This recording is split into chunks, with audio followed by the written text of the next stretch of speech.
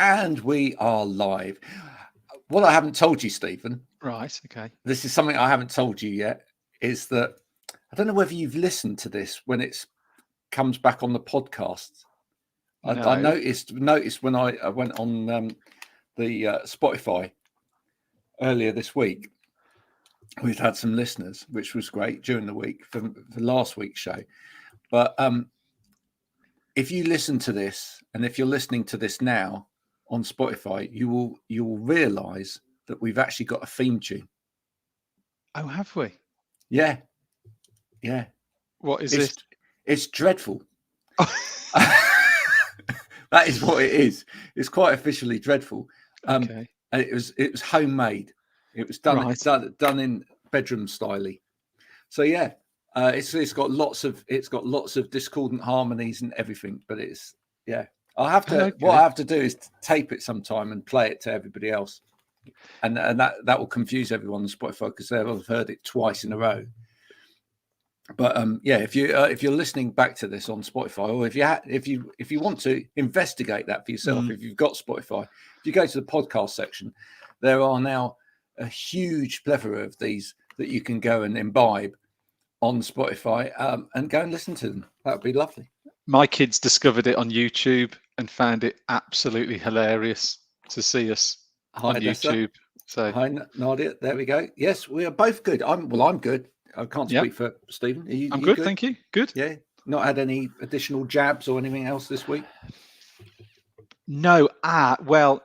No, but I am having to do a week of lateral flow tests as my son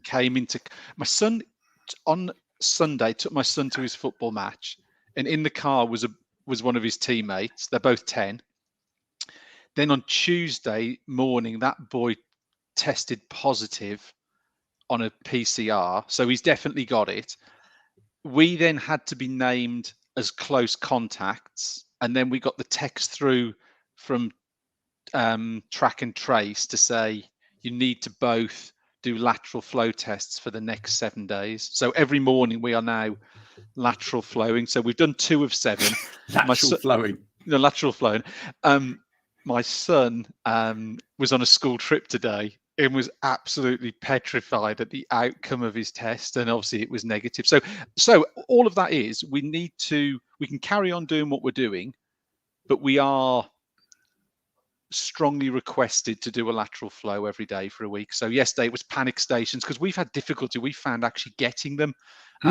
So actually my wife and I both went onto the website, got the barcode, and the boots up the road had got them. So I took them both in and we managed to get some. But that suddenly gets sprung on you that a couple of you have obliged to do it. But if you can't get your hands on them, it's tricky, isn't it? Well, I was going to ask you about that because we had a similar situation here where in Somerset for a while there was no one that had any. And it was like, how do you get hold of them? And as you say, you suddenly get an email through from the school, and it says, now we advise that you've got to do a lateral flow test every single day. And it's like, yeah, great.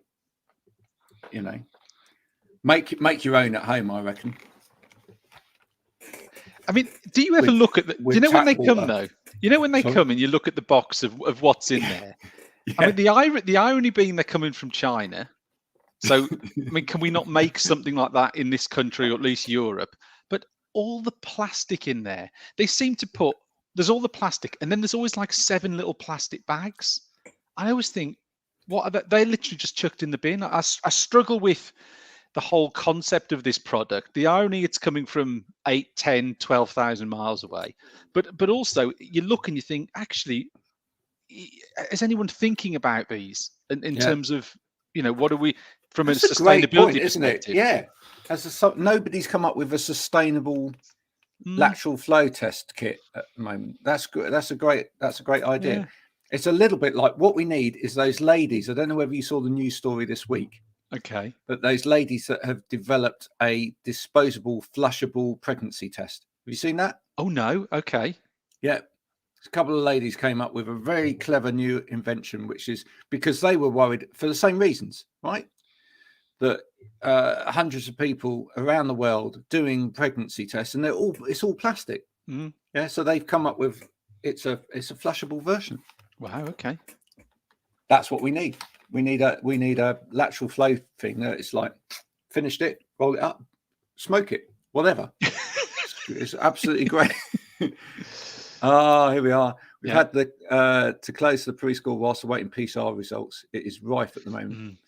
Rife PCR. God, all these words. I'm going for my booster in a bit. Well, good luck with that, Nadia. Yeah. But I'm lucky that I've not tested positive. Yeah. It's really it's complicated. But yeah, getting hold of them, that's a different thing. Although what I did was I got the barcode and took it into Boots, but at the same time then went on the government website where you can get them posted, and a box of 7 arrived about an hour ago.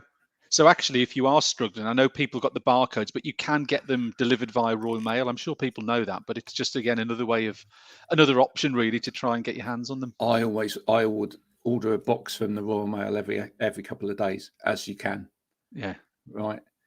Flogging them on the... No, I'm not. It actually says, do you notice that? It actually says on the box, you're not allowed to sell this. But talking to my colleagues in the Netherlands, they aren't free over there. They have to buy them. They have to buy these tests. Yeah. And who's getting that money? That's something else. That is something else to consider, isn't it? Anyway, let's turn all of this off and let's say hello to our guest today. Who is this gentleman here? Andy. Hello. Thanks for joining us. Hi, Andy. Hi there. You had a problem with getting hold of lateral flow tests where you are, Andy? No, I was going to joke and say that my business was selling lateral flow tests, but maybe that's not in good taste. I'm not sure. Well, I don't know. Someone's making money out of it. Might be true. You never know. It's not been bad. No, I've got a couple of boxes, and just got them from the local pharmacy. So it's not been too bad, really. Well, one of the problems, I mean, going back to Stephen's conversation there earlier about the environmental impact, is that I mean, it's such a small box in the first place, isn't it? I mean, actually, if you think about this, the amount of lateral flow tests that we've all had to consume in this process now, if someone had thought about this a little bit earlier, we just have bigger boxes, surely. I mean, my wife brings them home from work because she works within the medical profession, and she's got, when she brings them home, it's a massive box with 50 odd tests in it. Surely we should just have given one of those to a family for a start. Scale up. I mean, it was obvious it was going to go. Any scientist would have known this was going to go on, and therefore I mean, are the post office making money out of this? I wonder. I don't know. I mean, look, someone's having to deliver them as well. There's cost in that. From an environmental point of view, think about all of the traffic carrying all of these boxes. Just make the boxes bigger. Put more in it. Yeah, there you are. Absolutely. There's the environmental thing sorted. Absolutely. I'm so glad I came. There we go. In a minute, Andy, we'll find out a little bit about what you do. Sure. You're here first and foremost to play a game today. Yeah. And we're going to encourage people, if they're at home watching, they can play along too. So Odessa, Nadia, if you've got time before you go for your jab, etc., you can all play. Anybody else that's watching can play as well. All you need to join in is one of these. See what this is? It's an iPhone. Oh, very good. Yeah. Very jovial. iPhone. Right. Other models are available. But all you need is a smartphone. I don't know why we call them smartphones, because the phones aren't actually smart. We're the smart ones. Yeah. The telephones are. It was true, isn't it? The telephones actually are pretty dumb. If you I've tried. I've asked mine to go and cook me tea at night. It doesn't do it. No. When it cooks me tea, I'll call it a smartphone. So you need one of these, and then up on the screen in a minute are going to come a set of questions, and there will be a little code and a URL that you need to navigate to, and then you will see the questions up on your smartphones, and you can put your name in, and you can take part. So I'm gonna get that ready. Yeah. Here we go. Love a game. You love a game. I love a game. Oh, that's perfect. Okay, so we just make sure that that's on there. Good, and I'm going to present that there. Lovely. And then I'll come back here, and I'll share my screen. Smartphone's poised. Yeah. Smartphone's at the ready. Uh-huh. So I'm going to choose this one, and we should all be able to see that on the screen now. So here we go. I'm going to present the screen. There you've got it.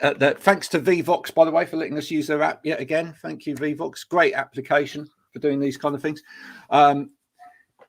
As you can see on the left-hand side there, you join at vbox.app. So if you go into your browser and click in vbox.app in your browser, and then it will ask you for your ID.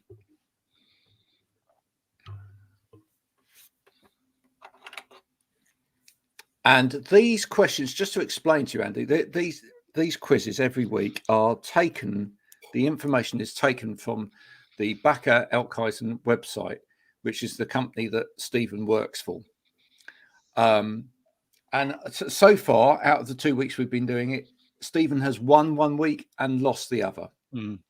And this is being watched by the executives at Voca, just to see how Stephen does over the whole series. And he's, tenure at Voca may be at stake. All right, so there's the point.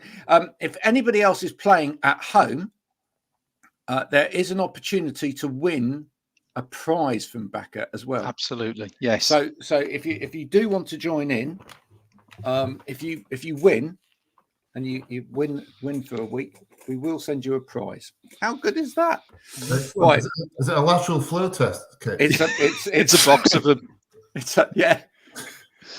Well, apart from the fact that that's more difficult to get hold of than some of the prizes from that.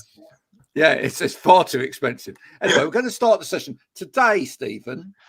Okay. The product of choice is one that you are actually familiar with today. You mean I wasn't familiar with last week's? It's the Flex Desk. Ah. All right. Yes. So, okay. So, are we ready? Okay. So, the first question is this. Computer users use documents. The body is often subjected to excessive strain because these documents are, this is from the Voca website, all over the floor, too high on the desk, spread all over the desk, or in folders. All right. Which of those do you think is the right answer? And what we'll do is we'll do this to show what you're answering. There's 3 people taking part in this. That's good. And we're going spread all over the desk. Third person to answer. There we go. Thank you very much. And the correct answer was spread all over the desk. Yeah, it's a common problem. People spreading their work all over the desk. What about you, Andy? Are you a tidy worker or are you a... Yeah, I'm reasonably tidy. I like to not move around too much in terms of the desk space, but I also quite like to stand up quite a lot. Oh, very good. We'll talk about that in a minute. Yeah, absolutely. So, by working in X, you avoid excessive strain on the neck and shoulders. It's the correct answer, Birmingham. A circle, alignment, or short bursts. Ooh. I mean, Stephen would argue Birmingham. Absolutely. Yeah. Is that because you no one looks down in Birmingham in case something happens to them? Or I think you just walk very quickly. I think you walk very quickly. Yeah. Don't stop. Keep going. Absolutely. You're not looking over your shoulder. You're just looking straight forward and going very quickly. Straight forward. Keep going. Yeah. So Birmingham is a valid answer. One more person to vote. Well, we're going to give them a time limit. 3, 2, 1. Okay, closing the poll. And the correct answer, of course, was alignment. Absolutely, yeah. So, good. Keeping in a straight line. Absolutely. Now. You see, this is weird. Now we get into the real nitty gritty of it, right? The acrylic thickness of the product is what? 5 mil, 6 mil, 4.5, 5.5. I mean, you know. Right, this is a guess, clearly. Yeah, it probably is for Stephen as well. He may know this. He may know this. 5.5. 5. Oh, it's a splitting hairs here, aren't we? Literally. Oh, well, half a millimeter counts. Exactly. And the correct answer is 5 mil. Oh, right. There you go. I think, Stephen, you got that right, did you? Yeah, I got that wrong. Tell me, what is acrylic? Well, I presume that's like acrylic, isn't it? Is it? Yes. Yeah. Okay. Just a clear acrylic product. I'm sure Graham's got a nice photo of the product for after the quiz. I will show you that. Yeah. What month of the year does it feel like? January, October, March, or August? No, I mean, you know, this is just giving everybody an opportunity. I mean, is this based on what it looks like outside, or how we feel, or anything you like? Okay, this is purely subjective. Okay, but I'm sorry, but the correct answer is January or March. Yeah, you get it absolutely right. Oh. Based on what, Graham?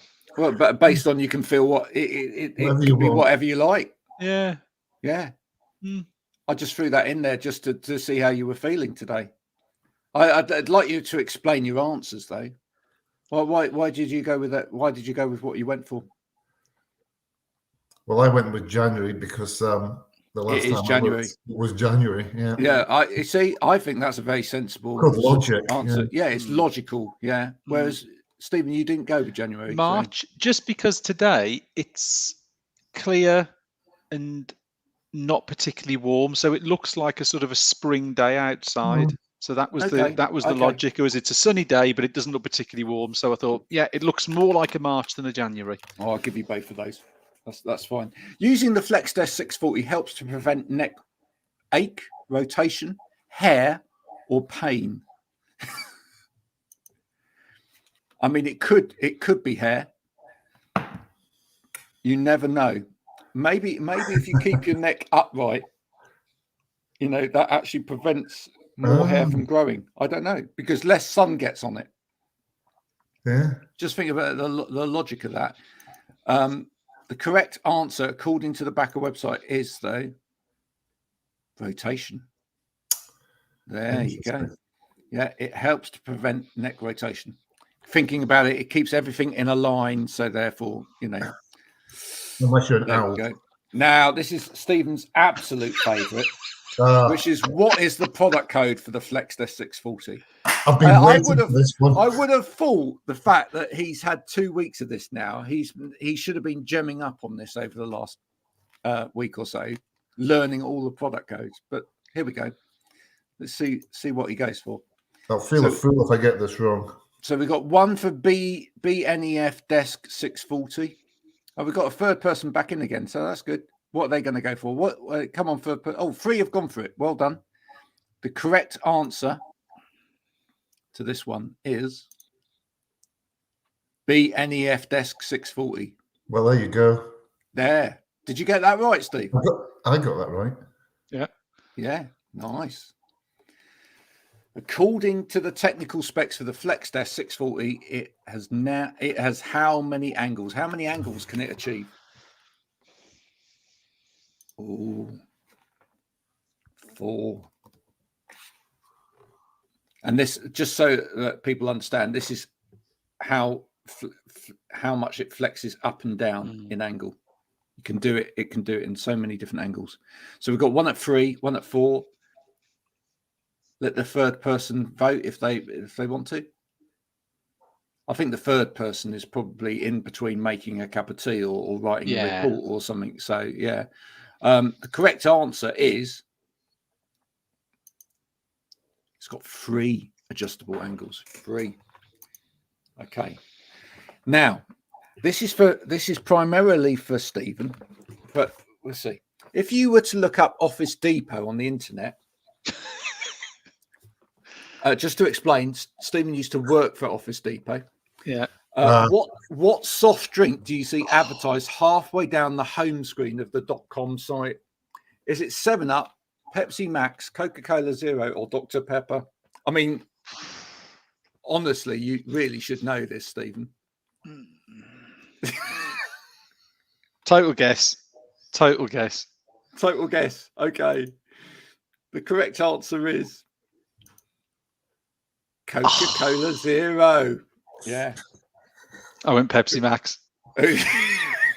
Schoolboy error. Yeah. Absolutely. I think this is the last one. What is the weight of the FlexDesk 640?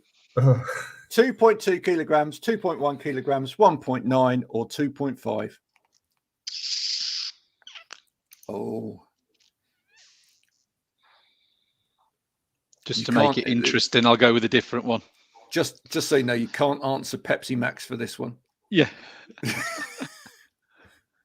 I don't know if the third person's coming or going. I'll just close it anyway. Right. The right answer for this one is 2.2. Oh. Is that the right? Yeah, that's it. Well done, everybody. Let's have a look at the leaderboard for this week then. Oh, we've got a clear winner. 6 out of 9. Shall we find out who it is? Okay, actually, there were 4 people that took part. Let's have a look at this one. Steve, you actually managed it. I don't know. And actually, I got the last 2 wrong. Well done. And Odessa, it was Odessa in the background. 1 out of 9. Andy, you didn't do bad there. 3 out of 9. That's not bad, is it? Yeah. No, it's not bad. Not bad at all. Beginner. Not bad at all, sir. So, did you actually know what the product is, Andy? Have you ever heard of it? No. Okay. Then that is brilliant. Absolutely brilliant. If you didn't know what the product is and you did that, people laugh. The power of probability. Odessa, for flip's sake, Graham. There you go. Yeah. Pepsi Max. Everyone was going Pepsi Max, but you know, I think that was the one where Andy got that right. I did. Andy got that right. Yeah. Yeah. Insider knowledge. Gave me the next question too early and didn't let me submit. Oh yeah, I forget. Actually, Odessa's got really poor Wi-Fi at home. I only came in for 2 questions. You did very well. Then you did well. If you, absolutely, if you only came in for a couple of questions, you go right. Yeah, well done, Stephen. Thank you. Absolutely. I mean, congratulations. Thank you. Yeah. Do I get the prize? Do I just do I post myself a prize? Well, I think maybe we should give the prize to Andy. I do. I think for coming on and being a good sport. Andy, tell us a little bit about what you do. And while you're doing that, I'm going to get a picture up of what that FlexDesk looks like. All right, that'll be interesting to see. Okay. No, I'm delighted to be in Aston. It's great. So what I do is I run my own business, which specializes in coaching and leadership development and consultancy work. So I work across the UK with all sorts of different organizations and people. I set myself up in business just over a year ago. So I've not been doing it that long. So in the heart of lockdown. And I called my business Calorie, which is named after a tree that was badly damaged at the 9/11 terror attack in New York City. Okay. And it was rescued by some janitors and kept in the Bronx and replanted at the World Trade Center when the regeneration work was done. And it's grown into this massive tree now called the Survivor Tree. And it just was really quite a personal thing for me. It represented growth and resilience and determination and strength and all of those sorts of things. And that's what I try to do in what I do, is to try to help people to grow and develop, to be the best versions of themselves, to work through challenges and adversity as well. So it's really rewarding and rich. And I think that my previous experience was I spent most of my life working in education roles. So I was head of education. I live in Scotland, so I was head of education for a large area in Scotland, overseeing lots and lots of schools and things like that. And I was a head teacher in a secondary school before that. So all of those things, it's all about people, clearly, and how you engage with people and try to get the best out of them. So It's great. I love it. I've absolutely enjoy what I do every day, and working for myself can sometimes it can be a bit lonely when you're on your own working. You don't have anyone directly working with you bouncing ideas off, but I've definitely found that making a lot of contacts through my own networks, but through LinkedIn and the lovely Odessa that's here today. I love you too, Odessa. And she wrote it in capital letters, so that's big love, isn't it? That's big love. That is. Boom, boom, boom, boom, boom. No, it's been great. I've met some fantastic people and lots of opportunities. And I think if you put your time into building relationships and do that genuinely, then it brings rewards. So yeah, love what I do. I look at this. Sorry to steal your thunder from it. Stephen, share the prize with us. Odessa, why are you playing? Andy, keep up with what you do and continue to help others. That's lovely, isn't it? Yeah, no, absolutely. Definitely. That quite a different step from education, where you actually surrounded by a lot of people all the time. Yeah, and I think in different jobs, the thing that's always been closest to my heart is when I started out as a teacher, because I was an English teacher, and it wasn't what I was teaching. It was some of the stories and some of the life experiences that I would engage with some of the young people. And I started working in a really tough school, inner city school, in Aberdeen, and some of the kids there had some really horrendous backgrounds and terrible sets of circumstances, and those are the things that I remember. And I remember how it feels when you actually do make a difference, just by paying attention and by listening and by just by being there, not through the actual stuff that you're teaching in itself. That's important, but it's that thing. So when I think it's like a lot of jobs, when you're hopefully quite good at it, you get promoted and you start doing other things, but you get more distance from what you set out doing. And I certainly found latterly I was working a lot of the time on corporate things that were very little to do with education, really. So and that's okay. The job needs to be done. It was enjoyable, but when the organization I worked for, you get taken away from people. Yeah, which is where you started from. Yeah, you can. Yeah, and you're working with people in quite a different sort of way. And I really wanted to recapture that. So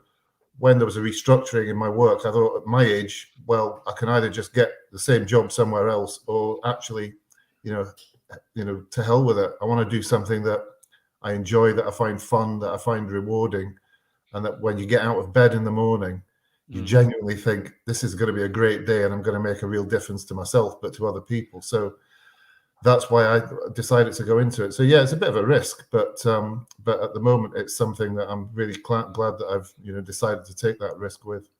And what sort of things are you finding you're helping people with? It's quite diverse, really. So a lot of so I work with individuals doing one-to-one coaching. Some of that's executive coaching, so leadership development and professional progress and all of those sorts of things. But people are at the heart of it, so it doesn't tend to be just about the workplace. So there's a crossover between mental health and well-being, between relationships, personal and family relationships, between what people want to get for themselves in life, what makes them happy. And work's a really important part of that. But those sort of human connections that we make is really at the heart of a lot of those sorts of things. So I coach a lot of people and do it all online, because the pandemic obviously has meant that face-to-face coaching's really not something that we could easily do. But it's actually great because it gives you a scope for working with people across the country and doing it at a time and a place of people's own choosing as well. So that's good. But I also work with organizations on developing culture, developing trust, specific things that they ask me for in terms of bespoke leadership development side of things. And in the last few months, I've been working with some young people in a school developing mentoring skills. So there's about 33 of those kids, and that will lead to a qualification for them, which is great. But more importantly, it will lead to a skill that they'll develop at quite a young age that they'll be able to take with them throughout their personal lives and hopefully their careers as well. So it's great, the diversity of people and the breadth of the different people I work with. It's just great.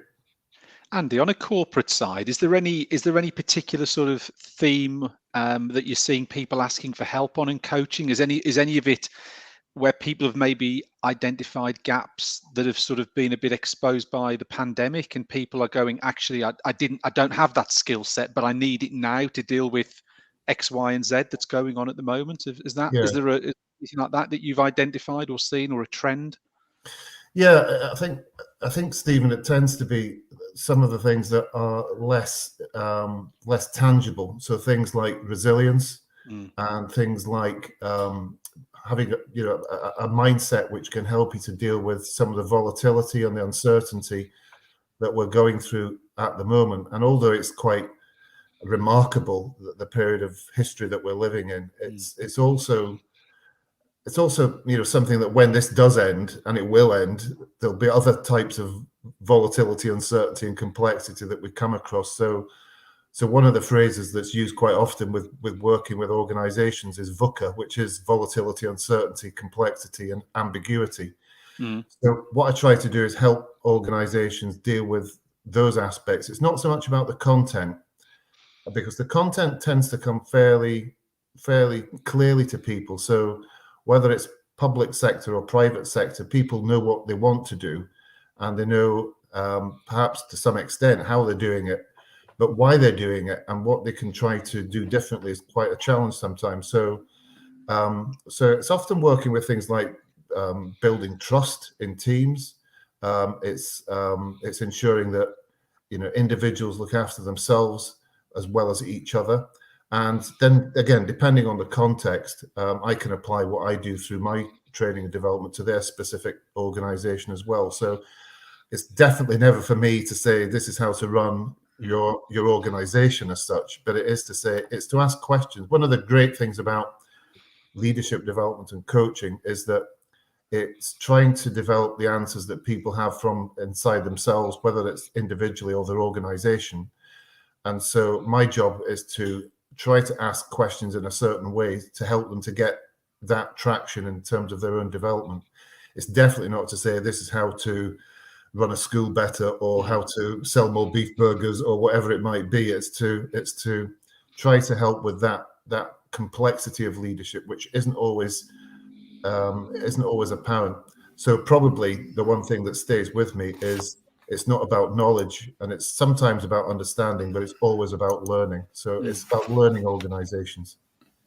I think it's valuable what you're doing with young people, teaching them to be young leaders from a young age, because I think that's we're seing a lack of great leaders potentially at the moment in society. But also, I mean, from bringing this back to our side of things, to like ergonomics, etc. I mean, we've seen such an issue with the trust thing that's actually come over into the field of ergonomics, and the fact that people are struggling out there from a physical perspective, and then of course with that, a mental health perspective as well. I mean, just the idea that we may actually need to learn to work in an asynchronous way as opposed to a synchronized way is just beyond comprehension for a lot of leaders, isn't it? Yeah, it definitely is. And when I worked in my previous role, we had an open plan office with there must have been about, I don't know, 200 people on my floor. And because I did a job at a certain level, you got a bigger space and it was sectioned off and so on and so forth. But, you get some of the ironies of sort of open plan working as well. And we did do quite a lot of, we had quite a lot of discussions about workplace, the environment, some of the ergonomic issues around that. But, quite often it was perhaps more fixed on saving money rather than creating a better environment for people in which to work. If you were having 4 people sharing one desk, then it was a lot easier to cut back on some of the desk space, or even sell off some of the office buildings that we had as well, which in itself, it's not a criticism trying to save money and be economically viable. That's fine, but it is also about making sure that people have an environment to work in that is healthy, physically and mentally as well, and also one that creates ways of working that means that they can connect with one another in a way that is helpful individually as well as collectively. So it's something that now is different because I'm working on my own, so I'm not having to think about the actual. I think about the environment for myself, but I think about the environment. I don't have to think about someone else's context for that. The one thing I do remember is that when I was a head teacher, there was a woman who was worked in my school, and she had significant back issues. And I remember at the time when she was putting in through the usual sort of route to get a specially designed seat for her.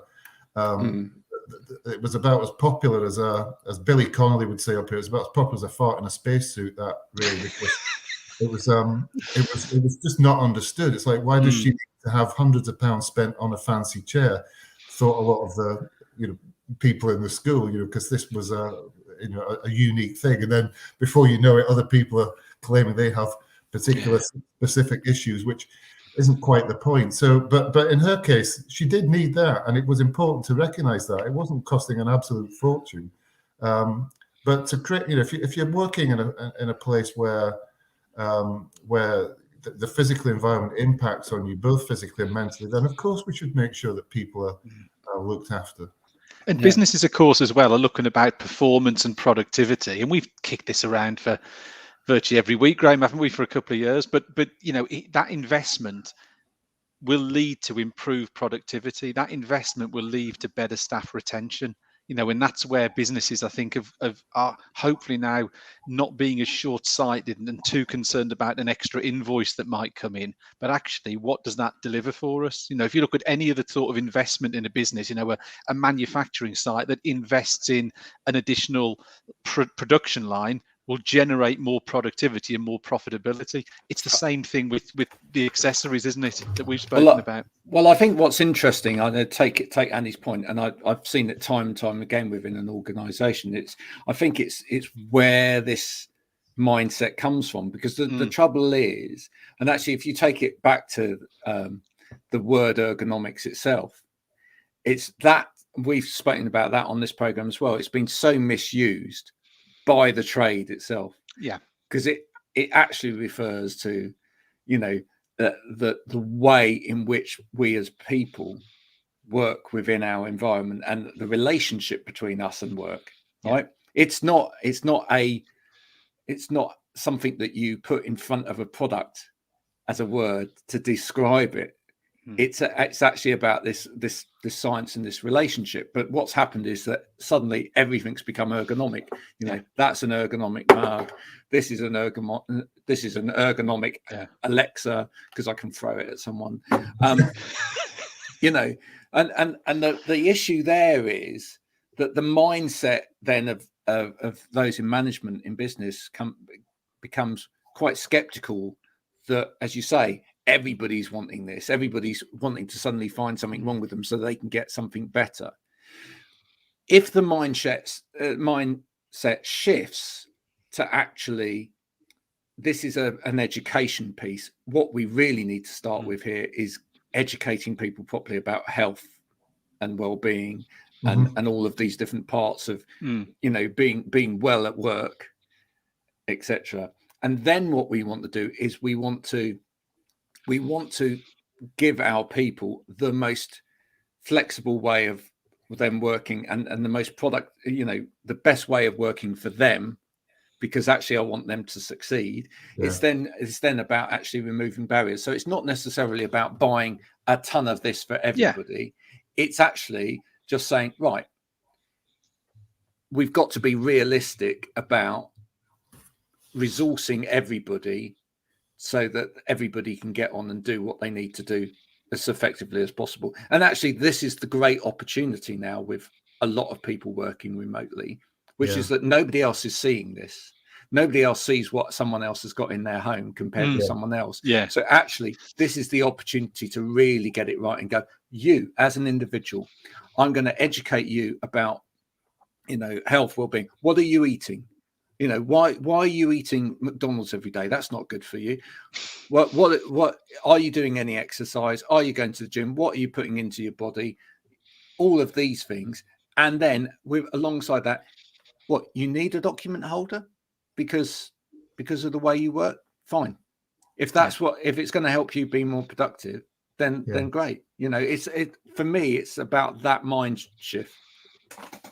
Yeah, it is. And I think, when I'm working with people, not necessarily on this, but it applies actually to this. I use something. It's not. I didn't invent this. It's through some other source and research. But there's something called 3 Ps.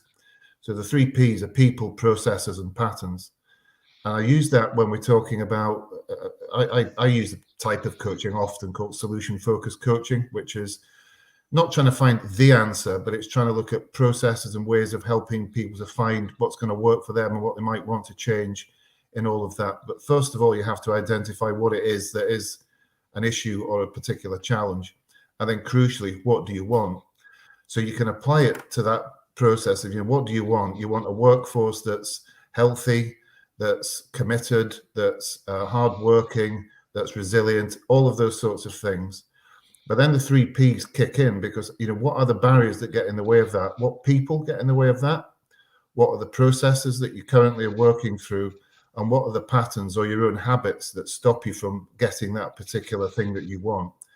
But ironically, it's those same 3 Ps that get you what you want as well. That's what helps you. So it can be other people, talking to people that have got different sorts of advice or different angles on things, different processes and thinking about that differently, and also changing your own patterns and changing your own habits. That's the tough bit, and it's always 90% of the battle. It's not really other people and things. It's your own thinking about it, and that's where I tend to come in and do quite a bit of work with people, looking at how to change thinking habits and change the way in which they approach particular situations as well.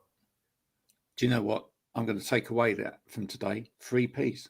Yeah. 3 Ps. Really interesting. What are the 3 Ps again, Andy? It's people, process, and patterns. Yeah. Which is actually, there's a lot of people going with 3 Ps at the moment. Politicians, parties, press. That's another one that's quite popular at the moment. You could add another P into that, really, couldn't you? As well, I can think of a couple, but so taking the P. Oh dear. It's absolutely sad, isn't it? What's happened there? It is in the middle of all of this, and I feel sorry for people. I feel really, really sorry for people that have generally gone through complete hardship in the middle of all of this. So many people had to start again. So many people lost their jobs and or have had to take a cut, etc. So to see something like that, thank you, Odessa, for putting that up. People, process, patterns. Is that in case we forget what it is? We can just go back to the chat. And if people forget, they can take that away with them. Yeah. Some people are visual learners, you see. And Andy will attest to this, that some people can't hear that verbally, but as soon as you put it up on the screen, it goes in. Yeah. And others are kinesthetic. So tie your shoelaces while you're saying it. Yeah, absolutely. Yeah. And that will help. So what's the rest of 2022 hold for you, Andy?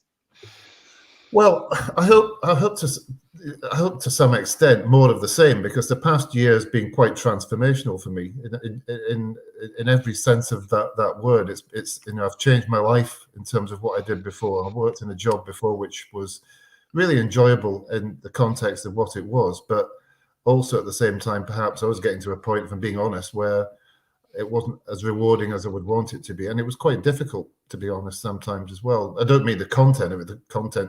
Difficult content's fine, but the way in which we were doing things was challenging, to say the least. So for the rest of this year, I'm hoping to continue to build up the client base with coaching, to try and work with more diverse organizations as well across the UK.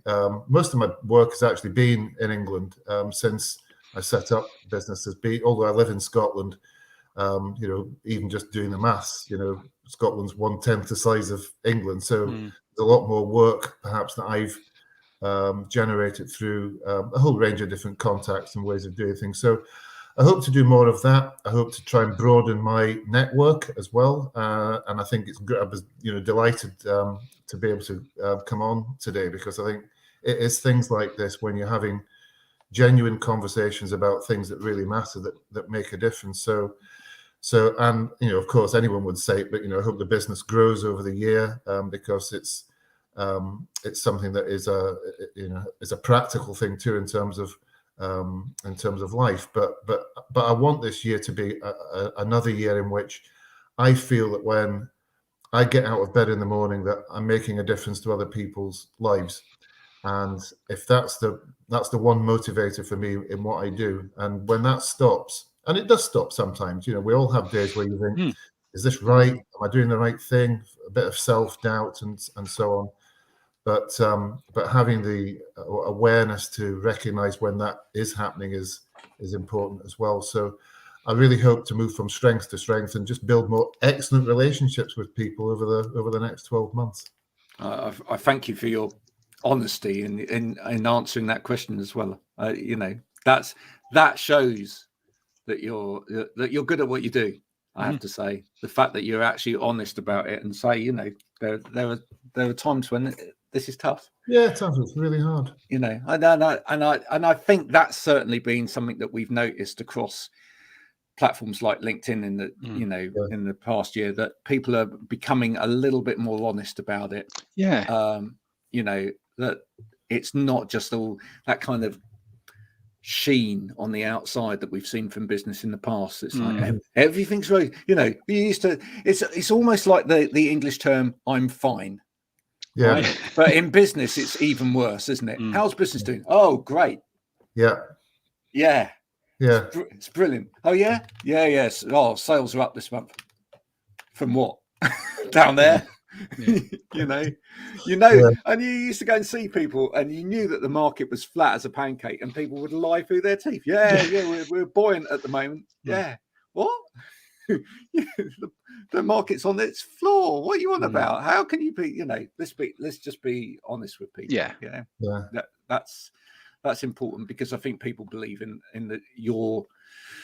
your journey a lot more, and that resonates with them a lot more as well. So thank you so much for coming and joining us today. Thanks, Andy. Enjoyed it. If people want to connect with Andy, he's on LinkedIn.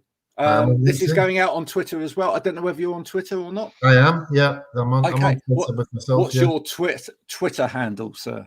Oh God, that's a good question. I think it's Oh God, that's a great one on Twitter. You need that.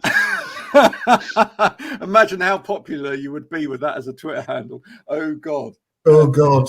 Oh my God. I think it's Andrew G. Bankery. I think is my Twitter handle, because Bankery, Banchoroy, is the place I live.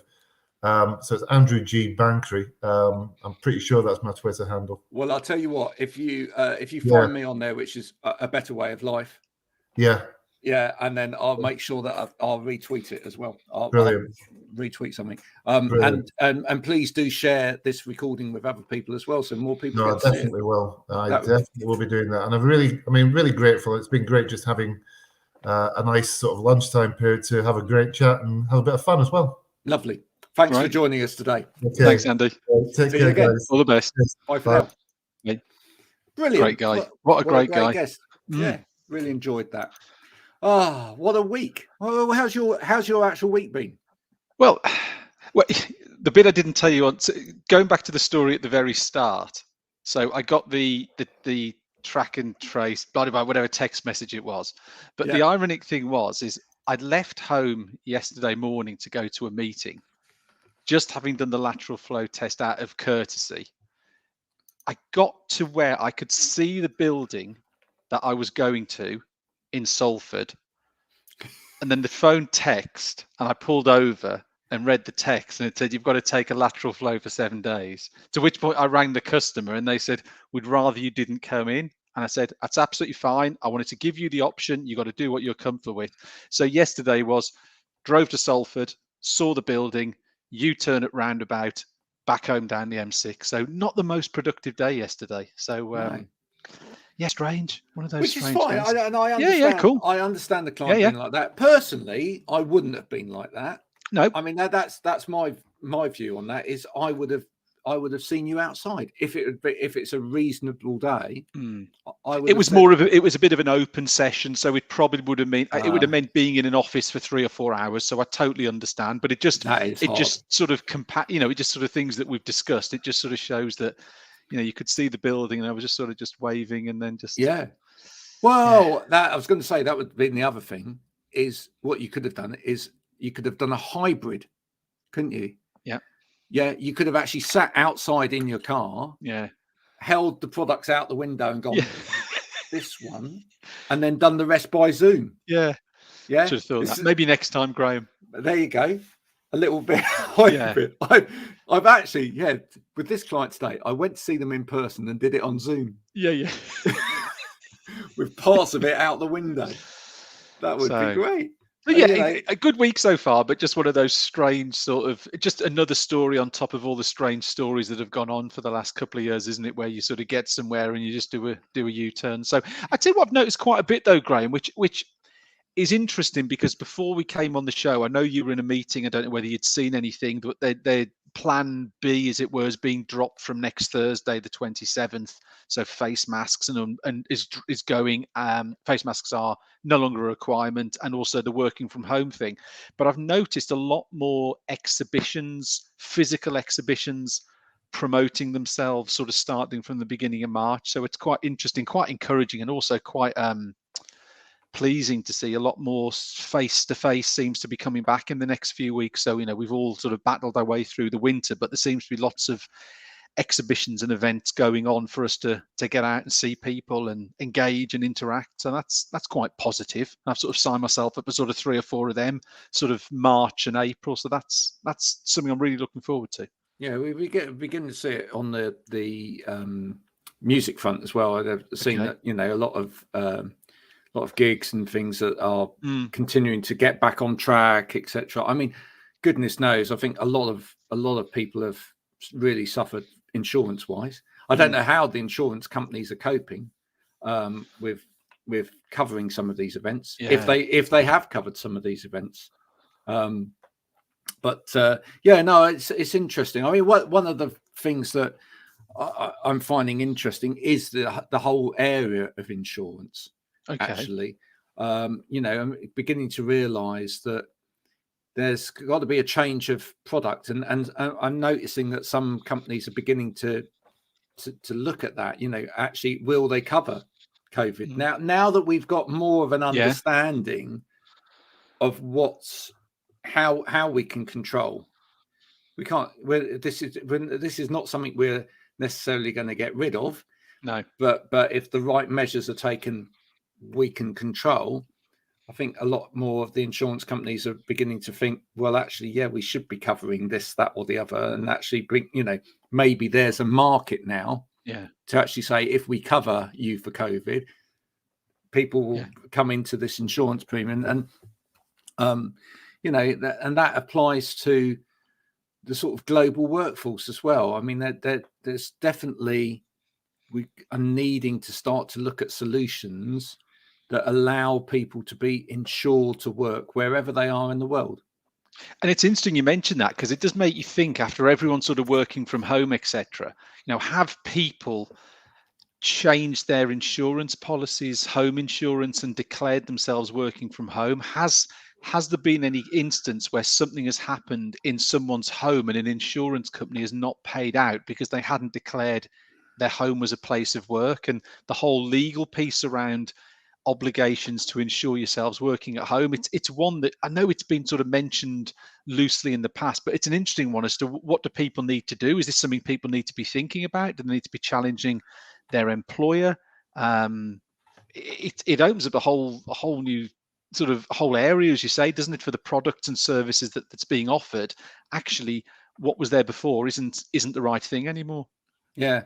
Well, and maybe there is a lot more responsibility that an employer needs to take in terms of how they help their employees with this, because it's a minefield, really.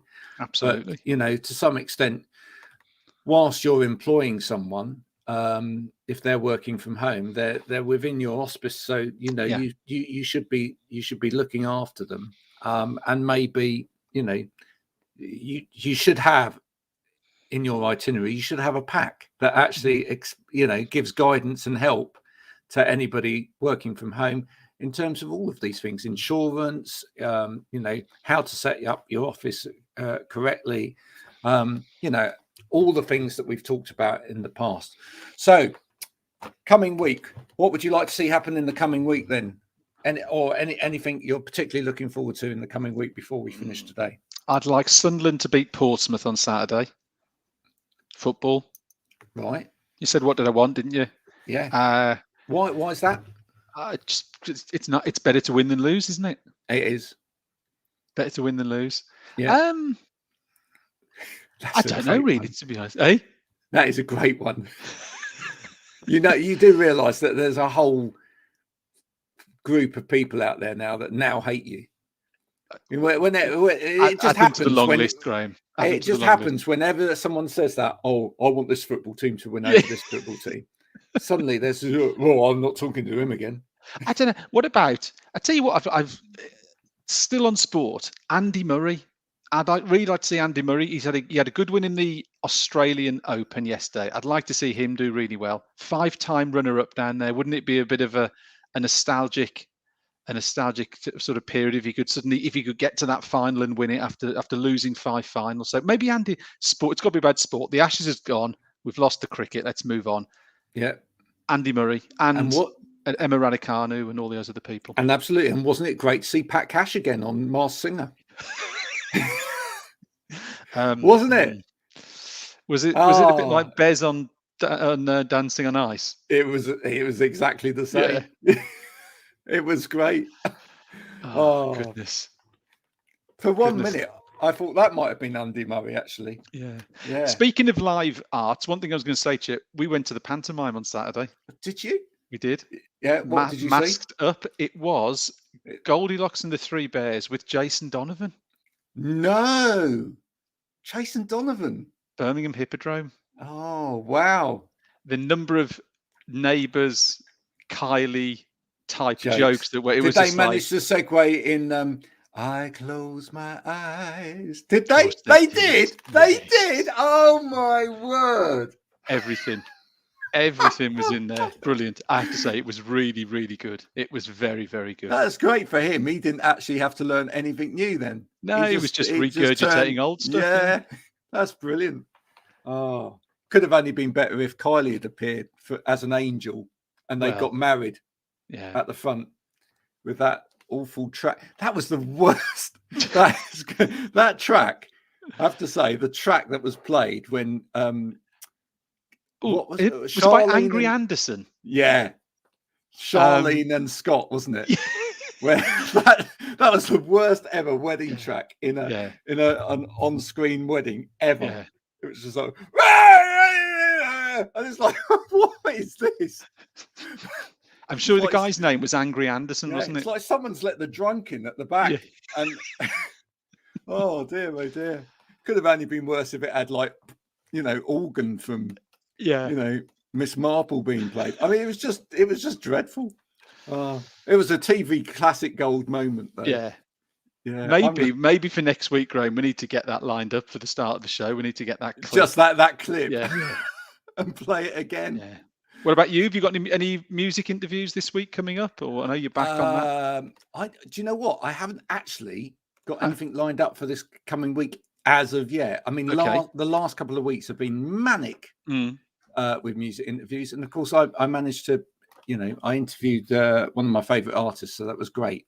Yeah, fabulous. And I'm just waiting now for the call to interview someone absolutely massive. you know, a mega star. But depends whether Mariah's free or not. Midge, yours on LinkedIn. Yeah, I know. I keep trying to get his attention, but he Block. he keeps saying it means nothing to me. He kept saying. So he's avoiding me. Yeah, maybe he's in Vienna. He's in Vienna. Yeah. It's wonderful. Oh dear. There you are. And thanks for joining us for another Wow Ergonomics. An hour of your life has flown by, and maybe some of it made sense. Join us again next week when even less of it will make sense. But and thank you so much to our kind guest Andy Griffiths today, who was tremendous and was the worthwhile piece of the content. So if you want to watch this back, you can literally just take the whole segment with Andy in it, and the rest of it you can ignore. And please do that. And we will see you again next week. There's some very exciting news which I'll announce next week as well about Wow Ergonomics and a website.